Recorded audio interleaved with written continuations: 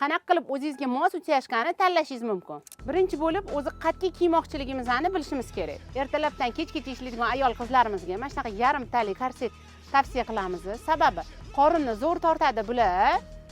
Orqa tomonlarni ham yig'adi, bo'lak qilib qo'ymaydi. Bemalol ishlaganda bular xalaqit qilmaydi. Tursiyliklarni qaysi paytda kiyganimiz afzal. Qorin bor, lekin orqa qismida mana shunaqa bo'g'imli bo'lmagan ayollar qorni borlar kiygani juda ham ma'qul bo'ladi.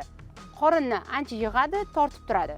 Pantalonli uchashkalarimizni ko'proq po'ksasi soni bor ayollarimizni kiyishgani ma'qul. Bularni har kuni ham kiysa bo'ladiganlari bor. Agar ertalabdan kechgacha ishlanadigan bo'lsa, imkon qadar simlari yo'qlarni olgan yaxshi, bemalol bo'ladi. Agar birovga o'tbetga borib kelishga bo'lsa, unda ko'stichkalari bor, eng plotniysini kiysa yaxshi.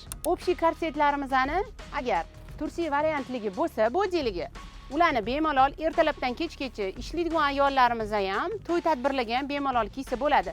Sababi bularni tegi ochiladi, shuning uchun kunim bilan kiyganda ortiqcha og'irligi bo'lmaydi uni. O'sha orqa tomonlarda bo'g'imlar, qorinlar alohida chiqib, bo'lak bo'lishlar bo'lmaydi. Общий korsetlarimizni asosan to'y tadbirlarga, bu marosimlaringlar bo'lgan paytda kiyganinglar yaxshi. Sababi bunda hojatga chiqishga qiyin bo'ladi. Bu общий yechiladi. Bu yarimtalik korsetlarimizni asosan tug'ruqdan keyin katta qorni bo'lgan ayollarimizga qulay bo'ladi. Video foydali bo'lgan bo'lsa, obuna bo'ling. Va bundan oldingi videolarimizni ko'rib chiqsangiz, korset haqida juda ham ko'p ma'lumot olasiz.